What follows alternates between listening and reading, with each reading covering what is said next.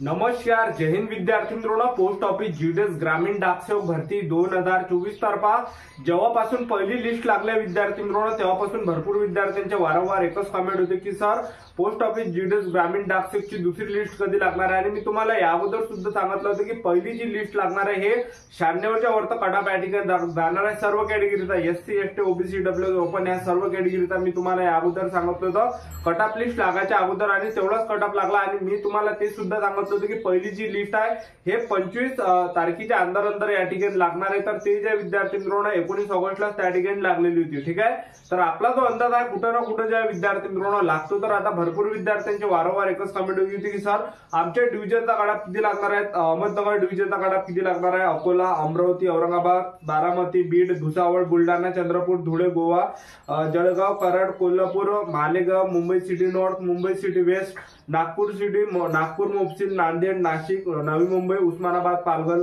Pandharpur, Parbhani, Pune city east, Pune city west, Pune mofussil, Raigad, Ratnagiri, Miraj, त्याचबरोबर भुसावळ, सांगली, सातारा, श्रीरामपूर, सिंधुदुर्ग, सोलापूर, ठाणे, वर्धा, यवतमाळ या सर्व डिव्हिजनचा कटाप किती जाणार आहे. सेफ झोन काय असणार आहे. SC ST OBC WS PW या सर्व कॅटेगरीचा कटाप किती जाणार आहे याबद्दलच तुम्हाला आजच्या व्हिडिओच्या माध्यमातून माहिती सांगणार आहे. सेफ झोन किती असणार आहे, सिलेक्शन घेण्यासाठी किती मार्क्स आपल्याला असलं पाहिजे आणि 60% वाल्यांचं सुद्धा सिलेक्शन होणार आहे का, 70% वाल्यांचं सिलेक्शन होणार आहे काय, 80% वाल्यांचं सिलेक्शन होणार आहे काय, तर याबद्दल सुद्धा आपण आजच्या व्हिडिओच्या माध्यमातून बोलणार आहे. तर आजचा व्हिडिओ खूप महत्त्वाचा होणार आहे. व्हिडिओ शेवटपर्यंत बघा आणि व्हिडिओला आताच लाईक करा. नमस्कार विद्यार्थी मित्रांनो, माझी नोकरी कॉर्नर युट्यूब चॅनलवर मी गोपाल अनखडे तुमचं सर्वांचं सहर्ष स्वागत करतो. तर मित्रांनो व्हिडिओचा थंबनेल बघून तुमच्या लक्षात आलं असेल की आपला व्हिडिओ कोणत्या टॉपिकवर होणार आहे. व्हिडिओ सुरू करण्याच्या आधी आपल्या युट्यूब चॅनलला सबस्क्राईब करा जेणेकरून प्रत्येक भरतीची अपडेट तुमच्यापर्यंत सर्वात आधी पोहोचेल आणि जास्त करून पोस्ट ऑफिस जीडीएस ग्रामीण डाकसेवक भरतीच्या रिलेटेड जास्त व्हिडिओ आपल्या चॅनलवर अपलोड करत असतो. तर व्हिडिओ सुरू करण्याच्या अगोदर तुम्ही या व्हिडिओ खाली नक्की कमेंट करा की तुम्ही आपला व्हिडिओ कोणत्या गावातून पाहताय, कोणत्या जिल्ह्यातून पाहताय, कोणत्या खेडेगावातून पाहताय, जेणेकरून मला सुद्धा एक अंदाज लागणार आहे की आपला व्हिडिओ कोणकोणत्या जिल्ह्यापर्यंत पोहोचत आहे, कोणकोणत्या गावापर्यंत, कोणकोणत्या खेड्या भागापर्यंत आपला व्हिडिओ पोहोचत आहे हे मला या ठिकाणी वाटणार आहे. ठीक आहे, तर तुम्ही आपला व्हिडिओ कुठून पाहताय हे नक्की कमेंट मध्ये या ठिकाणी सांगा. ठीक आहे, तर पहा विद्यार्थी मित्रांनो पहिली लिस्ट या ठिकाणी लागली आहे पोस्ट ऑफिस जीडीएसची आणि सर्व कॅटेगरीची 96च्या वरत या ठिकाणी 96+ कटाप लिस्ट लागली आहे. SC ST OBC WS open या सर्व कॅटेगरी, फक्त पीडब्ल्यू कॅटेगरी होता की कोणकोणत्या ठिकाणी 93 पर्यंत जे गेलेली आहे कोणकोणत्या डिव्हिजन मध्ये. ठीक आहे, म्हणजे सर्व डिव्हिजन मध्ये पीडब्ल्यू ची कटाप कमी गेलेली आहे. ठीक आहे, आता पहिली जी कटाप लिस्ट लागली विद्यार्थी मित्रांनो त्यामध्ये भरपूर मुले फर्जी आहे, त्यांनी 100 पैकी 100 मार्क त्यामध्ये टाकले होते.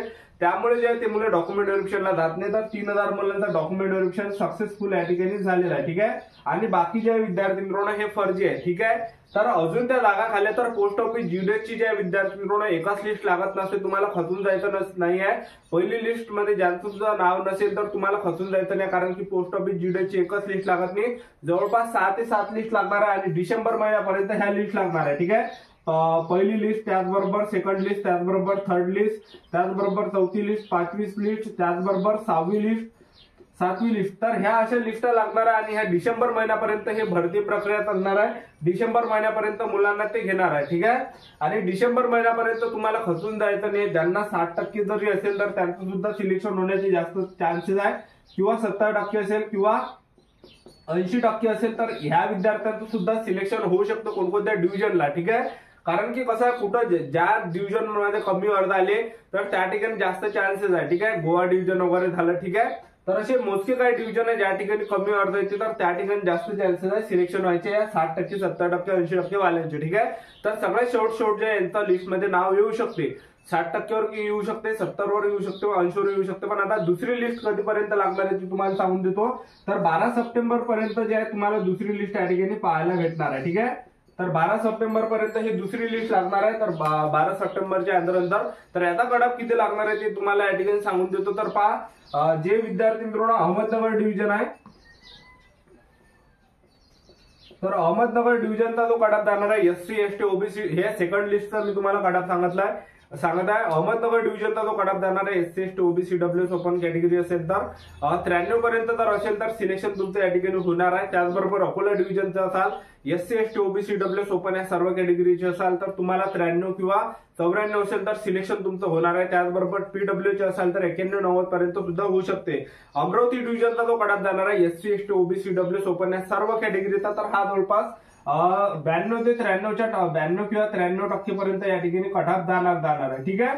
PW जर असेल तर 91 पर्यंत सुद्धा सिलेक्शन होऊ शकते किंवा 89 पर्यंत सुद्धा या ठिकाणी सिलेक्शन होऊ शकते. त्यानंतर औरंगाबाद डिव्हिजन आहे. औरंगाबाद डिव्हिजनचा जो कट ऑफ जाणार आहे SC ST OBC EWS open या सर्व कॅटेगरीचा तर हा जे विद्यार्थी मित्रांनो जवळपास 93 पर्यंत कट ऑफ जाणार आहे. 93-94 पर्यंत. त्याचबरोबर बारामती डिव्हिजन आहे. बारामती डिव्हिजनचा जो कट ऑफ जाणार आहे SC ST OBC EWS open या सर्व कॅटेगरीचा 93 ते 94च्या दरम्यान या ठिकाणी जाणार आहे. आणि बीड डिव्हिजन आहे तर बीड डिव्हिजनचा कट ऑफ जाणार आहे SC ST OBC EWS open या सर्व कॅटेगरीचे असेल तर 92 पर्यंत कट ऑफ जाणार आहे. त्याचबरोबर भुसावळ डिव्हिजन जर असाल तुम्ही तर भुसावळ डिव्हिजनचा जो कट ऑफ जाणार आहे SC ST OBC EWS open या सर्व कॅटेगरीचा 93 पर्यंत जाणार आहे. ठीक आहे. त्याचबरोबर बुलढाणा डिव्हिजन आहे तर बुलढाणा डिव्हिजनचा सुद्धा SC ST OBC EWS open या सर्व कॅटेगरीचा 93 पर्यंत कट ऑफ जाणार आहे. त्यानंतर चंद्रपूर डिव्हिजन आहे तर चंद्रपूर डिव्हिजनचा थोडा कट ऑफ जास्त जाऊ शकतो या ठिकाणी. ठीक आहे. तर 93 पर्यंत या ठिकाणी जाणार. ठीक आहे. किंवा मग 91 पर्यंत सुद्धा सिलेक्शन तुमचं होऊ शकते चंद्रपूर डिव्हिजनला. कारण की कसं आहे चंद्रपूर डिव्हिजनला जे पहिलेच तर जागा होते तिथं बऱ्यापैकी जागा होत्या, चांगल्या जागा होत्या आणि तिथं भरपूर अर्ज आले म्हणजे मराठवाड्यातून त्या ठिकाणी अर्ज आलेले आहे. महाराष्ट्रातील प्रत्येक जिल्ह्यातून जे पण टॉपर मुले आहेत त्यांनी जे चंद्रपूर डिव्हिजन मध्ये फॉर्म भरलेला आणि सर्वात जास्त जे फॉर्म आले आहे हे चंद्रपूर डिव्हिजनला आलेलं आहे.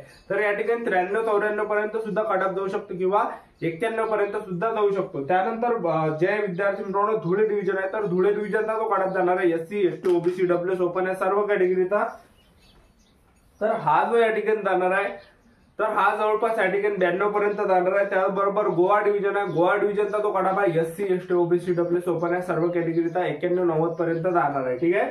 त्यानंतर जळगाव डिव्हिजन आहे. जळगाव डिव्हिजनचा जो कट ऑफ जाणार आहे SC ST OBC EWS open या सर्व कॅटेगरीचा तर हा जवळपास 91 किंवा 93च्या दरम्यान या ठिकाणी जाणार आहे. त्यानंतर कराड डिव्हिजन आहे. कराड डिव्हिजनचा जो कट ऑफ आहे SC ST OBC EWS open या सर्व कॅटेगरीचा 93 पर्यंत जाणार आहे. त्यानंतर मालेगाव डिव्हिजन आहे. मालेगाव डिव्हिजनचा जो कट ऑफ आहे हा 94 पर्यंत जाणार आहे SC ST OBC EWS open या सर्व कॅटेगरीचा.